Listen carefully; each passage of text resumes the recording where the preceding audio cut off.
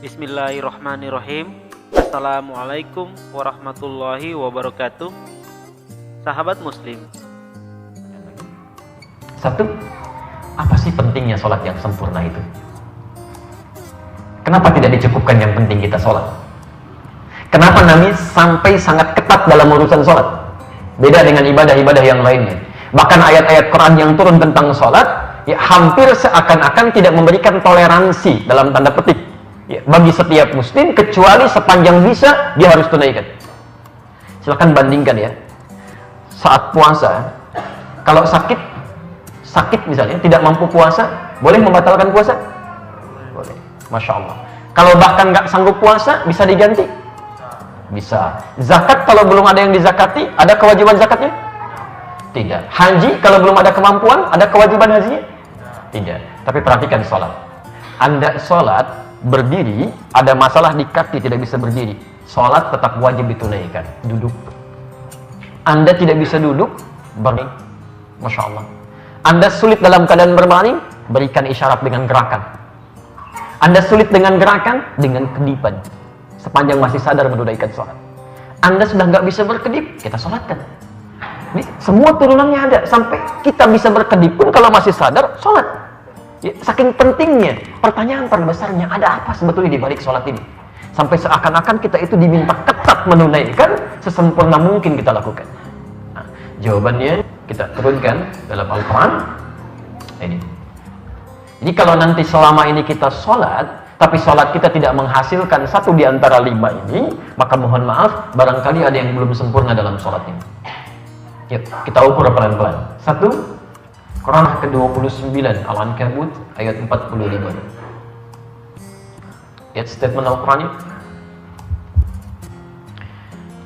Innas sholata tanha 'anil fahsya wal munkar. Masya Allah. Saya berikan sedikit ya untuk memahami, membaca ayat Qurannya sesuai dengan ilmunya. Perhatikan, saya sedikit ajarkan ilmu nahwu. Innas salata tanha 'anil fahsya wal munkar. Pertama perhatikan, ayat ini dimulai dengan kata inna. Saya terangkan di bulan lalu, kalau ada ayat Al-Quran diawali dengan huruf atau kata inna, itu artinya ayatnya tidak sekedar disampaikan informasi yang dimaksudkan, tapi kalimat ini bermakna penegasan yang menghilangkan keraguan. Diseakan-akan kalau dalam bahasa bebasnya kita akan katakan, Allah menyampaikan, saya tegaskan ya, saya tegaskan, jangan ragu. Innas shalah. Kedua, perhatikan, sungguh saya tegaskan, kata Allah, sholat yang ditunaikan dengan benar itu. Lihat cara menerjemahkannya, bukan sesungguhnya sholat, bukan. Sungguh saya tegaskan, sholat yang ditunaikan dengan benar itu. Dan diawali dengan alif lam. Saya agak lambatkan sedikit. Diawali dengan alif lam. Bapak Ibu sekalian, beda kalimat dalam bahasa Arab saat diawali dengan alif lam dengan yang tidak menggunakan alif lam. Kalau kalimatnya tidak menggunakan alif lam, itu diistilahkan dengan nama nakirah, artinya umum, bebas. Jadi kalau kalimat sholatnya tidak menggunakan alif lam, inna sholat, maka itu menandakan sholat yang dimintakan ditunaikan secara bebas, umum saja. Mau cepat-cepat, silahkan. Mau khusyuk, boleh. Mau tidak, itu bukan pilihan. Jelas di sini? Itu inna shalah tanpa alif lam. Tapi kalau kalimatnya menggunakan alif lam, maka ini diistilahkan dalam kaidah bahasa Arab di ilmu nahwu dengan istilah ma'rifah. Sesuatu yang khusus. Ada ketentuannya. Ada aturannya, nggak bisa sembarangan. Dan silahkan cek semua kata sholat dalam Al-Quran yang bermakna ibadah, ingat ya, yang bermakna ibadah, bukan bermakna doa. Semua kata sholat dalam Al-Quran yang bermakna ibadah, semuanya menggunakan alif lam. Al-Baqarah ayat 3, alladzina yu'minuna bil ghaib wa yuqimunas shalah. Ayat 43, wa aqimus shalah. Ayat 45, wasta'inu bis sabri was shalah. Ayat ke-152-nya, 153-nya sampai 157. Di 153-nya jelas disebutkan, ya ayyuhalladzina amanu ista'inu bis-sabri was-shalah. Selalu ada alif lamnya. Dan di Al-Ankabut ayat 45, innas shalah. Sekarang perhatikan cara menerjemahkannya. Sungguh kata Allah, saya tegaskan, salat yang ditunaikan dengan benar itu sesuai aturannya, sesuai petunjuknya, itu yang menyebabkan pelakunya tanha 'anil fahsya'i wal munkar, akan mendapat manfaat kebaikan dalam salatnya, maaf, terbebas dari dua sumber keburukan. Jadi kalau ada orang yang punya sifat dan sikap yang buruk, itu sumbernya cuma dua kata Quran. Tidak ada yang ketiga. Satu, fahsya. Fahsya itu keburukan yang bersumber dari syahwat. Maaf ya, kata-kata yang jorok, kotor, pornografi, porno aksi, LGBT, itu fahsya. Jadi mustahil ada orang sholat bisa berkata kotor, itu mustahil. Kalau ada orang sholat, maaf, kalau ada orang yang tidak sholat mencela orang lain, kata-katanya kotor misalnya, kosakatanya tidak elok, itu dia karena nggak sholat. Tidak sholat. Tapi yang jadi masalah, kalau ada orang yang sholat, lisannya masih kotor, pasti ada yang salah dalam sholatnya. Pandangannya tidak punya filter, semua yang buruk dilihat, ada yang keliru dalam sholatnya. Karena orang yang sholat benar itu, dari ujung kepala sampai ujung kakinya, itu pasti terjaga dari perbuatan fahsya. Munkar, keburukan yang diingkari oleh hati, sumbernya nafsu perut dan akal. Mencuri itu munkar, korupsi itu munkar. Ya, mohon maaf, berselisih itu mungkar, merampok itu mungkar, membunuh itu mungkar. Ini mustahil ada orang sholat bisa korupsi, mustahil. Mustahil ada orang sholat mencuri, itu mustahil. Kalau ada orang tidak sholat kemudian mencuri, karena memang nggak ada iman dalam jiwanya. Tapi kalau ada orang sholat masih bisa mencuri, ada yang salah dalam dirinya. Yang saya kadang-kadang tidak habis mengerti dia, saya nggak tahu kalau di An-Nur itu. Di beberapa tempat masih ada orang mau datang ke masjid, mau sholat, masih takut kehilangan sandalnya. Sampai dibikinkan rak tempat sandal, ada tulisan, hati-hati dengan sandal Anda. Padahal mau sholat. Pasti ada yang keliru. Ada yang keliru. Karena silahkan perhatikan, sahabat-sahabat Nabi ketika turun ayat tentang sholat, dilatih tentang sholat, Masya Allah Pak. Yang keras jadi orang paling lembut. Bahkan menjadi ketegasan dalam kebaikan. Yang terpecah jadi menyatu lagi. Semua unsur kebaikan itu muncul. Yang sedekah tak terkira sedekahnya, yang menolong tak terkira pertolongannya. Bahkan orang-orang Ansor ketika kedatangan orang-orang Mekah Muhajirin itu Masya Allah, sampai dilukiskan di Quran surah 59 ayat 9 sampai 10. Mereka akan memberikan apapun yang mereka miliki, walaupun pada hakikatnya mereka sendiri butuh pada pemberian itu. Itu nasi tinggal satu piring, Bu.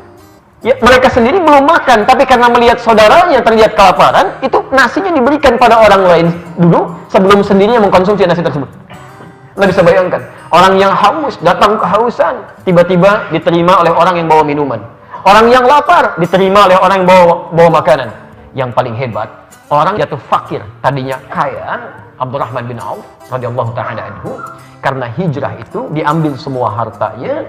Beliau hanya boleh meninggalkan Mekah dengan pakaian yang melekat di badannya. Itu sampai Madinah, diterima oleh orang paling kaya di Madinah, sampai mengatakan kalimat hebat berikut. Kata beliau, akhil karim, sami'tu annaka kunta ghaniyan. Saudaraku yang mulia, saya dengar Anda pernah kaya saat di Mekah. Kalau ingin kaya lagi, silahkan ambil setengah kekayaan saya. Khudh bisadai.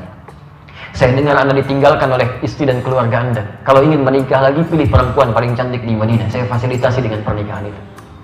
Anda bisa bayangkan, sehingga turun ayat di situ memuji orang-orang Madinah. Wa yu'thiruna 'ala anfusihim walau kana bihim khassasah.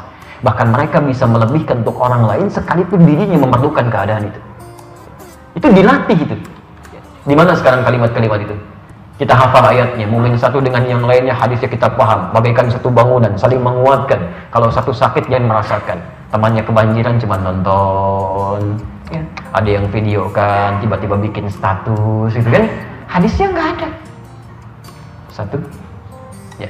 Jadi mohon maaf kalau selama ini kita sholat, tapi lisan kita masih kurang baik, mata kita masih kurang baik. Apa fungsi mata? Masih ingat? Melihat yang baik-baik. Baik, jadi kalau orang sholat itu karena matanya sering melihat ke kiblat, maka dia akan pastikan begitu melihat yang baik-baik. Jadi kalau Anda sering sholat tapi pandangannya masih melihat yang tidak baik, ada yang salah dalam sholatnya. Itu baru mata. Apa fungsi telinga?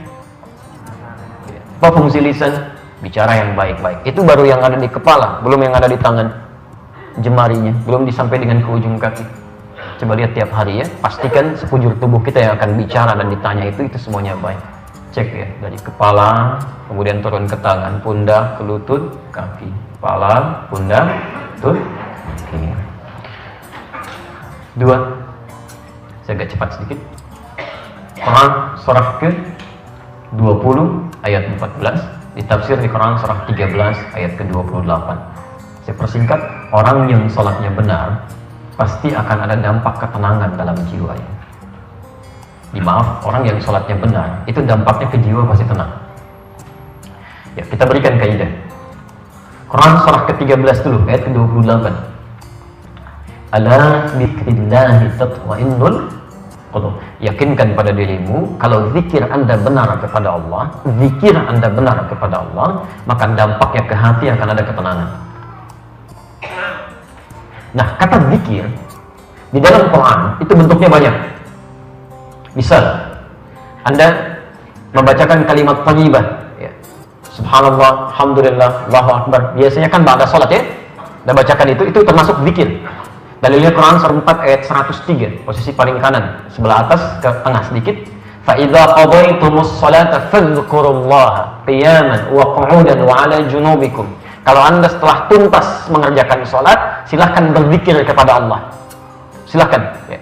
Nah, ini kalau Anda berzikir menggunakan kalimat thayyibah tadi, subhanallah, alhamdulillah, Allahu akbar, astaghfirullah, itu kalau zikirnya benar, ada dampak ke hati jadi tenang. Ini yang diinginkan bukan berapa banyak Anda ucapkan. Ada yang 100, 1000, 10.000, tapi nggak ada dampak ketenangan pada jiwa. Ada yang keliru dalam pengucapan zikirnya, di lafadznya. Baca Al-Quran, itu zikir, Bu. Jadi kalau ibu sedang baca Al-Quran, itu ibu sedang berzikir.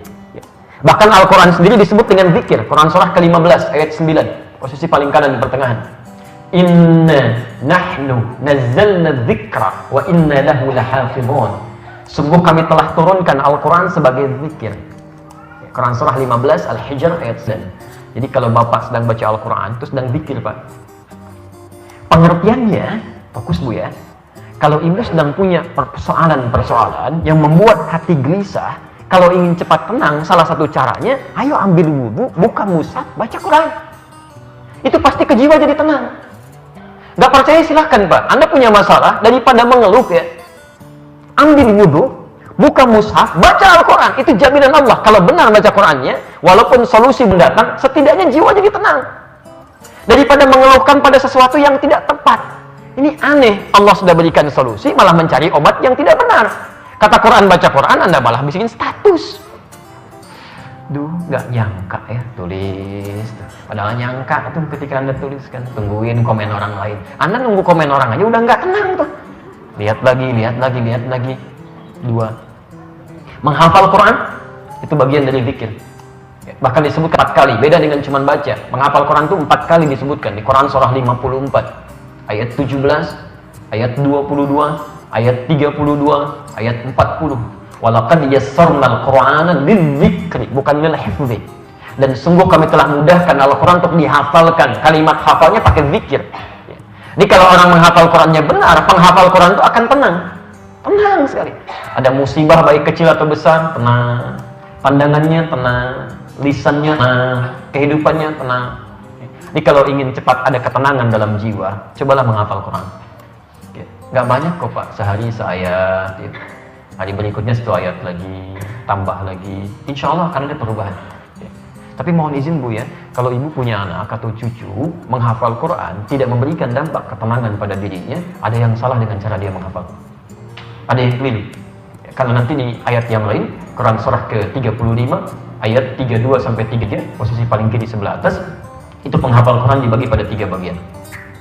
Tapi nanti kita bahas lebih jauh lagi ya. Ada penghafal Quran yang zalim, ada penghafal Quran yang cukup untuk dirinya saja, ada penghafal Quran yang bisa berbagi kebaikan dengan orang lain. Nanti cek kira-kira diri Anda ada berada di mana.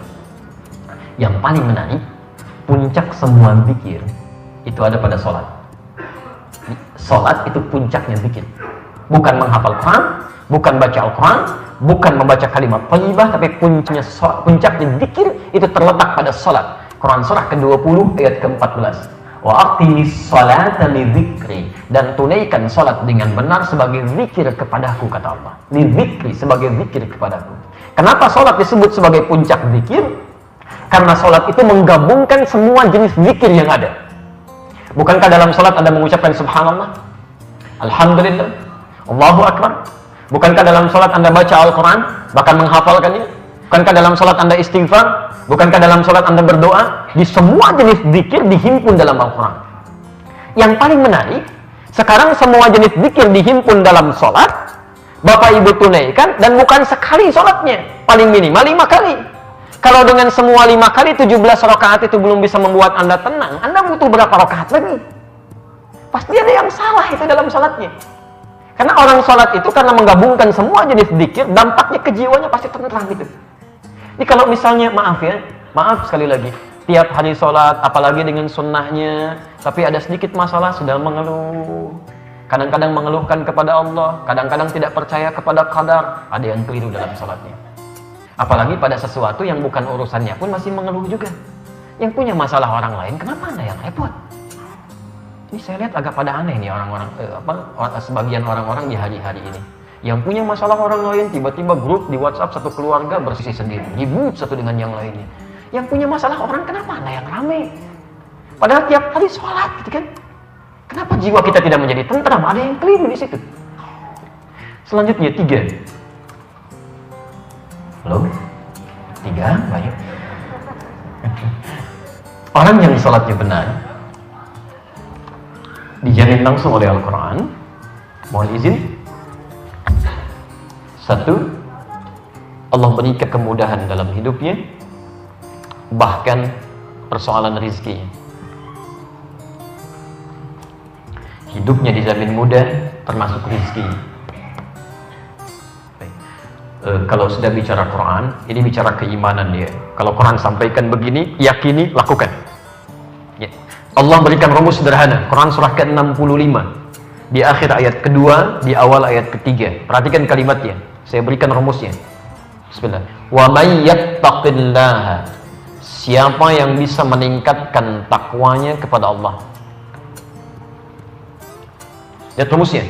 Wa may yattaqillaha, siapa yang bisa meningkatkan takwanya kepada Allah, yaj'al lahu makhraja, kami berikan kemudahan dalam setiap aktivitas yang ia jalani. Berikan jalan keluar. Saya ulang ya. Wa may yattaqillaha, siapa yang bisa meningkatkan takwanya kepada Allah, yaj'al lahu makhraja, maka kami berikan jalan keluar dari setiap persoalan yang ia alami, berikan solusi. Jadi ada rumus sederhana dalam Al-Quran. Jika Anda sedang punya persoalan seberat apapun dalam hidup, ya, kata Allah, solusinya itu sangat sederhana. Kalau ingin cepat selesai, tingkatkan takwa. Semakin Anda tingkatkan takwa, semakin cepat Allah menyelesaikan masalah yang kita alami. Jadi nggak mahal biayanya, Pak.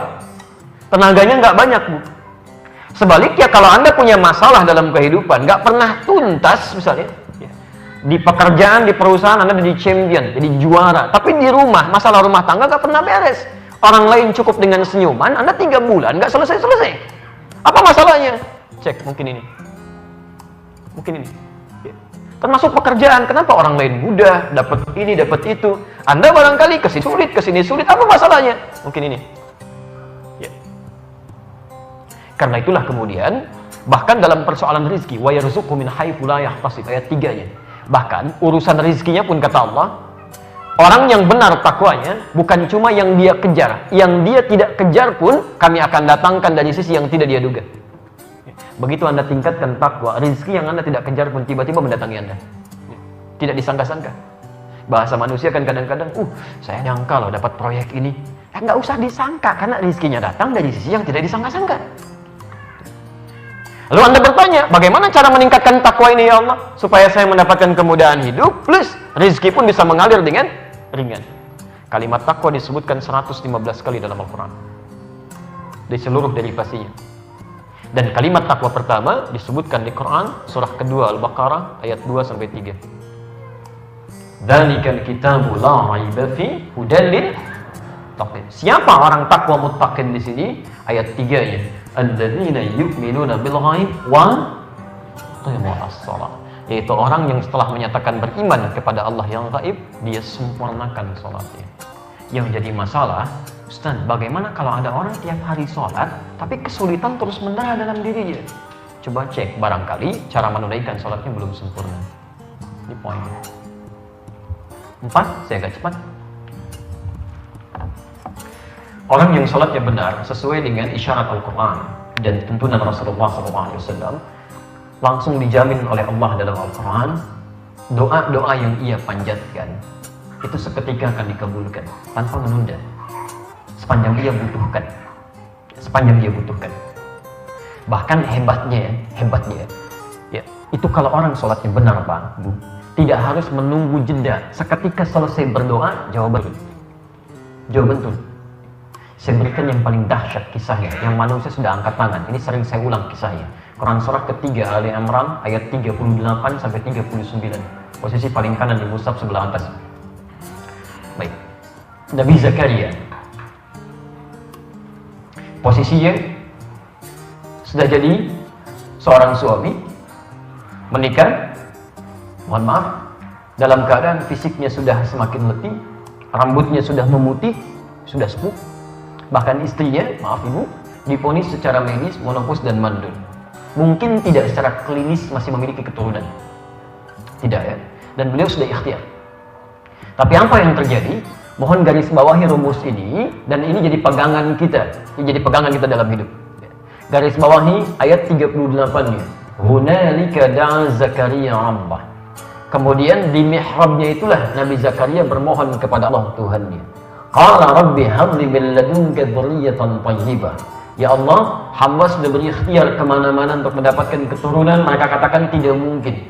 Hamba mohonkan kepadamu saja yang tidak punya batas dalam pengabulan doanya. Engkau pasti mendengar doa hamba. Tolong garis bawahi ya. Ini adab dalam ayat 38 ini memberikan kesan kepada kita. Kalau bapak ibu punya persoalan dalam kehidupan, kemudian semua orang sudah mulai mengangkat tangan. Ini nggak mungkin Bu. Bisa Pak, mustahil ini. Maka kalau sudah menemukan kalimat seperti ini, itu isyarat pertama dari Allah untuk meninggalkan semua harapan dari manusia, segera minta kepada Allah. Tinggalkan manusia, mohon kepada Allah. Ini sudah isyarat pertama bahwa Allah ingin langsung mengabulkan tanpa campur tangan manusia. Ada penyakit orang mengatakan, nggak mungkin Pak, ini nggak ada obatnya, mustahil. Itu sudah isyarat pertama. Bulan lalu saya ceritakan di tempat ini. Masya Allah. Dan seorang dokter ketika kami dirawat mengatakan, wah ini mustahil Pak, udah bisa sembuh ini. Ya paling Bapak harus tunggu dulu 3-4 hari ke depan. Ketika kalimat itu sudah mulai muncul, sudah selesai. Malamnya kita tayamum, bermohon kepada Allah, minta. Besoknya jam 7 sudah visit, biasanya jam 10:04. Sudah mengatakan, sudah lain, Assalamualaikum. Masya Allah. Padahal visit pertama manggil adik, kedua manggil mas, ketiga manggil bapak. Yang keempat, Assalamualaikum, jam 7. Masya Allah. Ustaz, kayaknya banyak doanya manggil Ustaz. Rupanya nyari-nyari kok bisa, itu bisa berubah gitu keadaannya. Tiba-tiba bisa naik, trombosit naik, semuanya naik gitu kan. Dan seketika bisa pulang pada hari itu juga. Jadi kalau seseorang sudah mengatakan mustahil ini, mustahil itu tanda pertama, mohon kepada Allah Subhanahu wa taala. Ini sudah rumus Al-Qur'an. Maka Nabi Zakaria kemudian memohon kepada Allah, yang penting ada catat, permohonan pertama ketika memohon itu ternyata dilakukan dalam sholatnya. Beliau tunaikan sholat. Tolong catat kalimat ini ya. Ini bahasa Al-Quran. Saya terambil dari nilai Al-Quran. Sholat itu tidak hanya diwajibkan bagi umatnya Nabi Muhammad SAW dan Rasulnya, tapi umat sebelumnya pun sudah sholat. Jadi sholat itu sudah ada, bukan hanya kita saja. Sholat sudah ada di umat-umat sebelumnya, cuma caranya berbeda, kita lebih sempurna. Ya, sampai dengan sujud dan selesai sampai salam. Ya. Misal, Nabi Zakaria sholat, ya, Quran surah 3 ayat 38 sampai 39 ini. Nabi Isa sholat, Quran surah 19 dari ayat 31 sampai 33 nya. Nabi Ismail bahkan sholat. Nabi Ismail sholat, Quran surah 19 ayat 54 sampai 55 nya. Bahkan 55 nya meminta keluarganya untuk sholat. Ya, sholat, jadi sholat sudah ada. Nabi Nuh sholat, kan? Nabi Musa sholat, Quran surah kedua ayat 43. Nabi Isa sholat, ya. Nabi Zakaria sholat, Nabi Ismail sholat, semua sholat. Yang paling menarik, semua orang-orang soleh, bahkan Nabi, saat sholatnya itu tidak sekedar sholat, tapi berdoa dalam sholatnya terkait kebutuhan hidupnya. Maka Nabi Zakaria ketika memohon tadi, tiba-tiba ayat 39. Fanadatul malaikah wa huwa qa'imun yusalli fil mihrab. Lihat kalimatnya, fa. Ya, fa. Saya sering terangkan. Harf mu'affin bila hudud. Huruf perangkai yang cepat tanpa jeda. Jadi begitu doanya dipanjatkan, ya Allah, saya mohon anugerahkan keturunan dari sisimu saja ya Allah. Engkau yang maha mendengar doa saya. Itu baru selesai doanya, sholatnya belum selesai. Tiba-tiba langsung turun malaikat menyampaikan, Annallaha yubashshiruka bi Yahya. Allah kasih kabar gembira, doa Anda dikabulkan, Anda akan punya anak, bahkan namanya langsung dari Allah, Yahya. Dari kata Al-Hayy, artinya hidup. Yang mustahil terlahir dari rahim seorang perempuan yang divonis monopus dan mandul bayi yang hidup, kata Allah tidak ada yang mustahil. Kamu jadi dan hidup. Kapan itu terjadi? Wa huwa qa'imun yusalli fil mihrab. Masih berdiri dalam salatnya. Salatnya belum selesai. Nah, sekarang perhatikan anugerahnya untuk kita ya. Mohon maaf, jangan-jangan selama ini salat nggak pernah kita manfaatkan. Tadi Nabi siapa yang minta kepada Allah? Zakaria. Sebelum salat minta tidak? Baik. Saat salat minta? Dikabulkan? Nabi Zakaria sholat dulu, minta dikabulkan. Umatnya Nabi Muhammad SAW sebelum sholat bahkan ditunggu oleh Allah mau minta apa. Sebelum sholat, karena keutamaan Nabi dan umatnya. Ya. Jadi Nabi Muhammad itu sangat istimewa dan umatnya pun istimewa.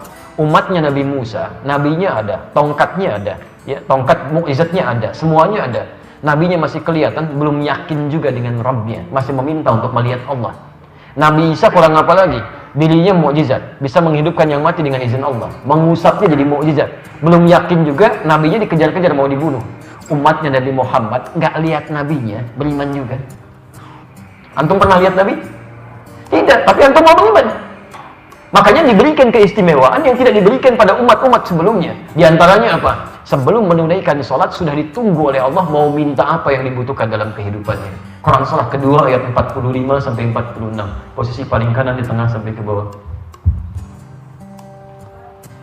Surah kedua Al-Baqarah ayat 45 sampai dengan 46.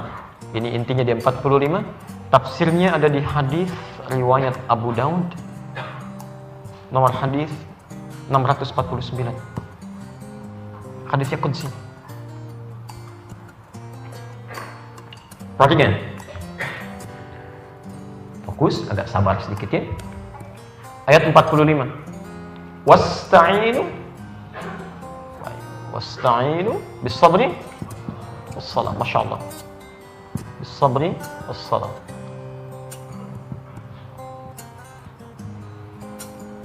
Mohon izin perhatikan cara menerjemahkannya. Saya langsung fokus pada bahasan. Wasta'inu, dan jika kalian memiliki persoalan dalam hidup, mintakan solusinya. Mintakan solusinya pada Allah. Bis-sabri, satu, caranya dengan cara sabar dulu terima masalah tersebut. Fokus ya. Jadi kalau sedang ada masalah, jangan mengeluh. Firman Allahnya cuma satu pilihannya, nggak ada yang kedua. Sabar, terima dulu dengan sabar. Alhamdulillah ya Allah, Engkau titipkan masalah kepada saya, bukan kepada orang lain. Bukankah dengan masalah itu ada pahala? Bukankah dengan sabar ada kebaikan? Dimohon izin, kalau ada masalah seberat apapun, tolong terima dengan sabar. Konsep sabarnya tidak cukup dikatakan Pak, mesti belajar ilmunya. Nanti di edisi lain kita bahas, silahkan cek nanti cara sabarnya di Quran surah ke-2 ayat 155 sampai 157, posisi paling kiri sebelah atas ke tengah. Yang kedua di Quran surah kedua ayat 286.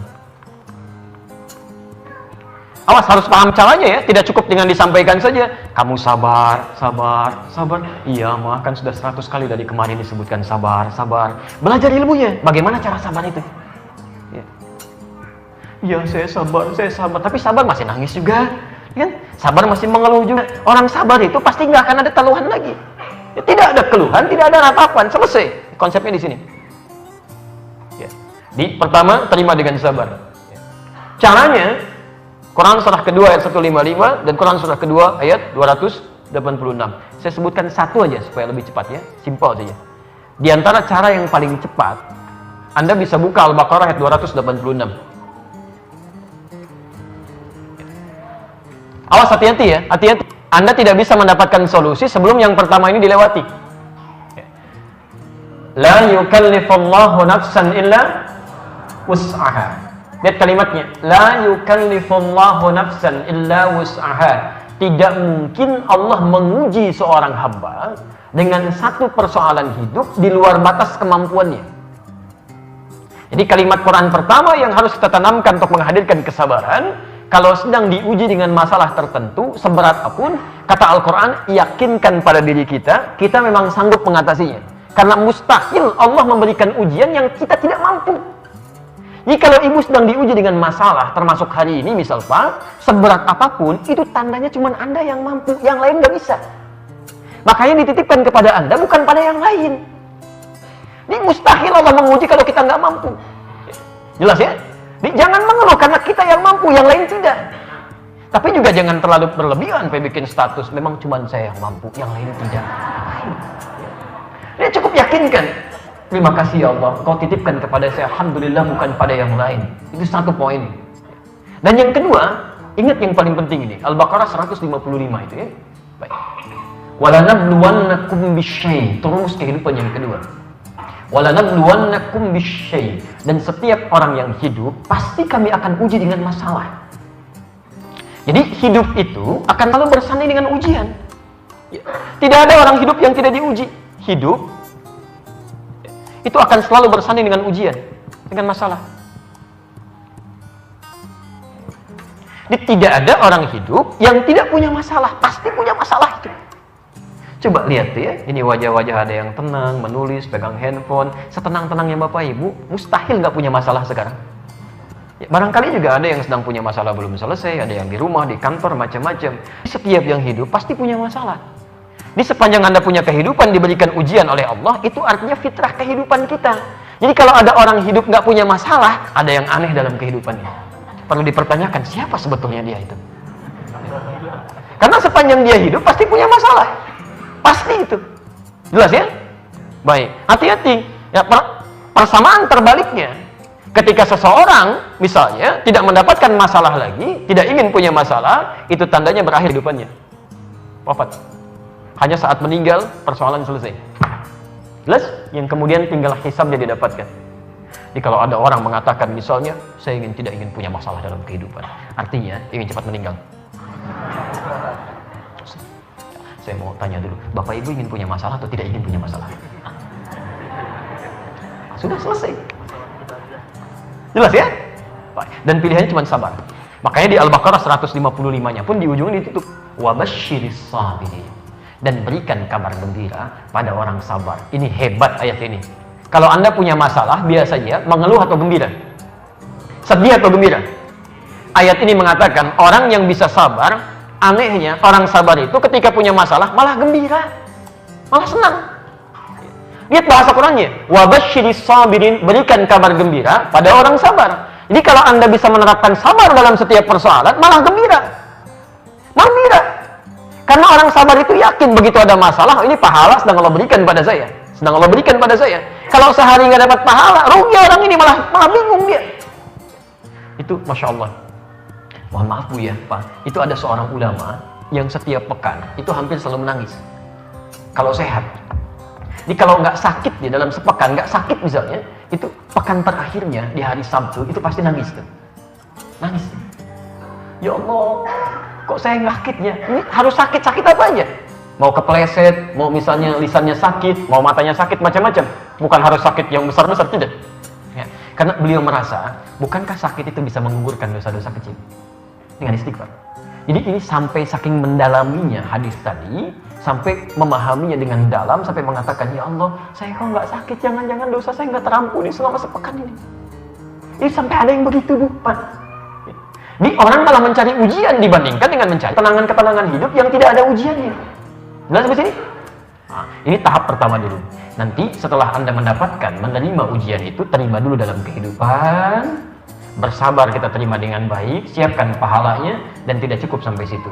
Wassalah. Saat sholat, mintakan solusinya kepada Allah. Dan Allah nggak nunda sampai besok kok. Nggak nunda sampai besok. Jadi setiap Anda punya masalah, terima dengan sabar. Begitu ada sholat, waktunya tiba, Anda tunaikan sholat. Tunaikan wassalah dan mintakan saat sholat. Masya Allah.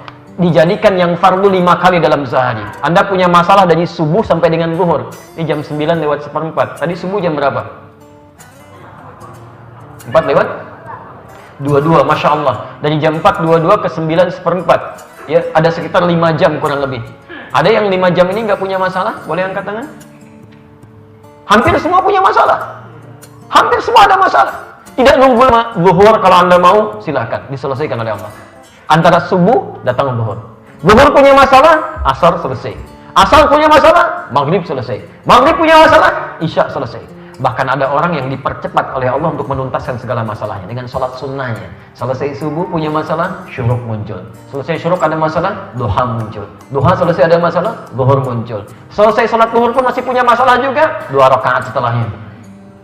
Kurang apa lagi? Nah, ini yang paling menarik. Pelan-pelan, sampai ketemu ujungnya. Ketika Anda punya masalah, diminta-minta solusi lewat sholat. Sekarang fokus ya, perhatikan, fokus. Perintahnya menggunakan kata wasta'inu.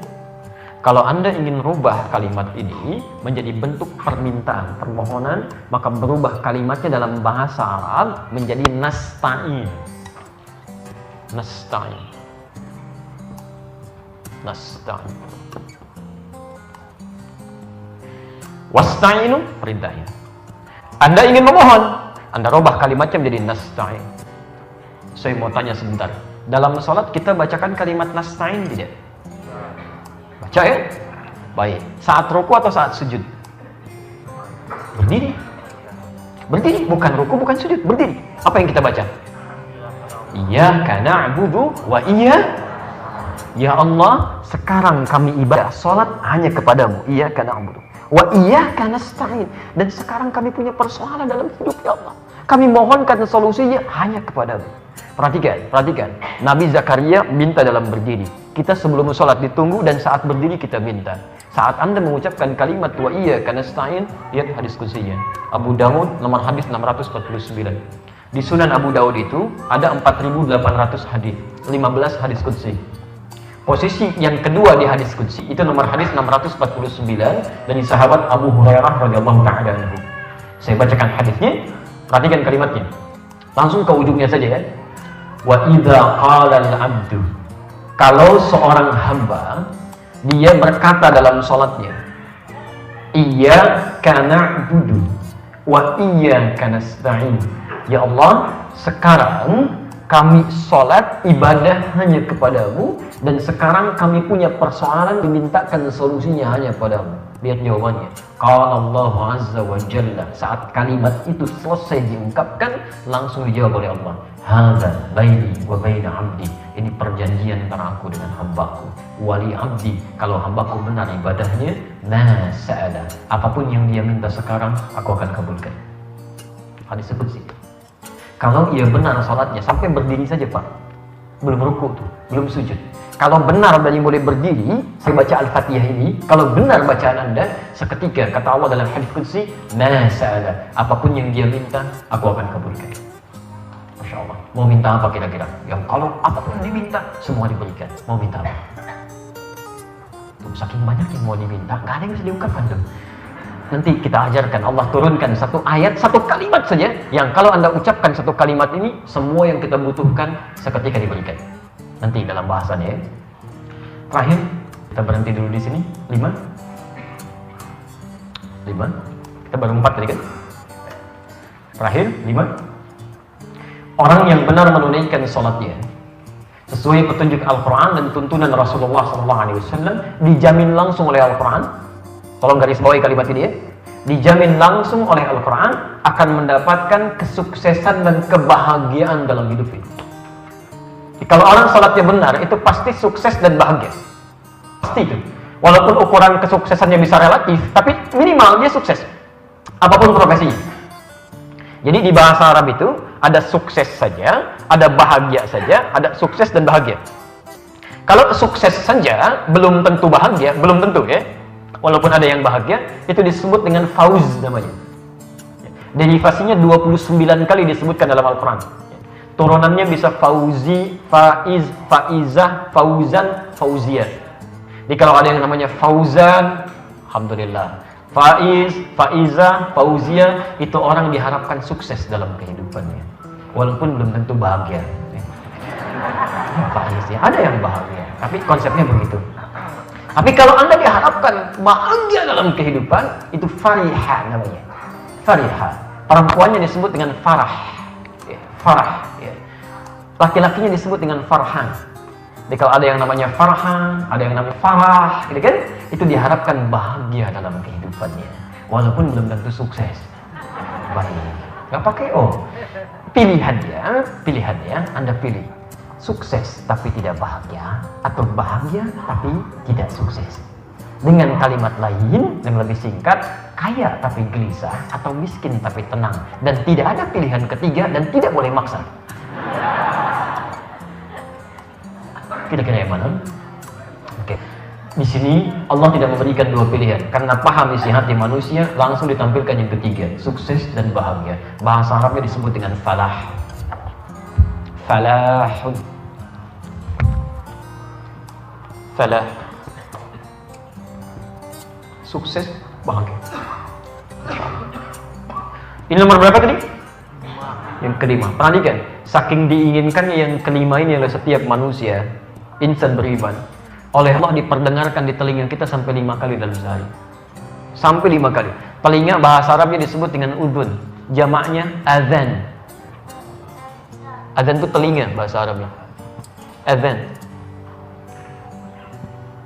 Bukankah dalam azan yang memanggil kita sholat itu diperdengarkan di telinga kita setelah hayya 'alas sholat? Ya. Perhatikan, sholat bersanding dengan falah. Ini. Jadi ketika Anda katakan, misal hayya 'alas sholat, ya, Anda jadi muadzin dan katakan hayya 'alas sholat, nggak cukup sampai situ. Hayya 'alal falah. Bersanding dengan kalimat ini. Hayya 'alas sholat, ayo sholat. Anda bertanya, untuk apa sholat? Hayya 'alal falah. Dengan sholat kesuksesan bisa Anda raih. Anda belum sukses, ayo sini sholat, sujud. Kata Allah, saya pemilik kesuksesan. Saya yang punya rizki, saya yang punya kemudahan. Kenapa kamu tidak sujud minta pada saya sekarang? Hayya 'alal falah, kamu sukses belum bahagia, datang sini, mintakan, berikan. Pada. Karena itu mohon izin ya, para ulama sering mengungkapkan dua sandingan ini. Kalau ada dalam kehidupan, orang-orang belum mendapatkan kebahagiaan, kesuksesan, macam-macam, tolong cek, mungkin ini yang bermasalah. Ya. Dan kalimatnya langsung bersanding, dempet. Kalau bersanding itu dekat atau jauh? Dekat. Artinya, orang-orang yang selalu mendekatkan dirinya dengan sholat akan dekat dengan kebahagiaan. Orang yang selalu membuat jarak dengan sholatnya, itu bisa dipastikan itu hatinya tidak tenang, ya. Atau sulit mendapatkan kebaikan yang mungkin bisa diraih. Silahkan bandingkan ya. Saya kasih bandingan. Kita pakai kitab aja. Karya Imam An-Nawawi.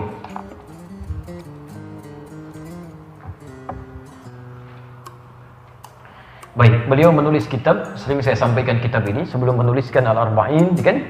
Kemudian menuliskan Riyadhus Shalihin 1896 hadis. Beliau menulis kitab kecil ini ya. Itu judulnya At-Tibyan fi Adab Hamalatil Quran.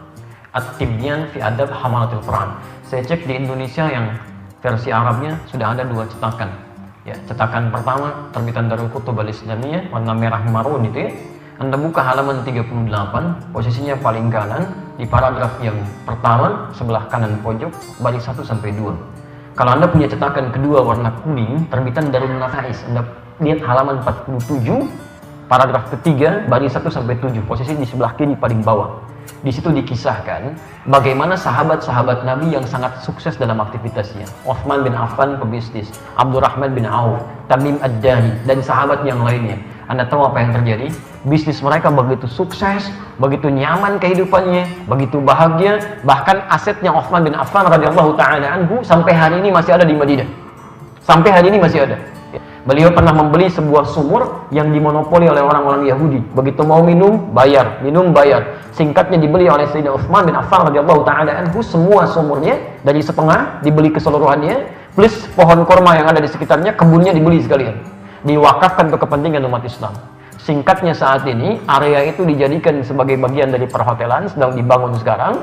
Tapi sejak buah-buah kurma itu tumbuh, disedekahkan untuk kepentingan orang-orang Islam.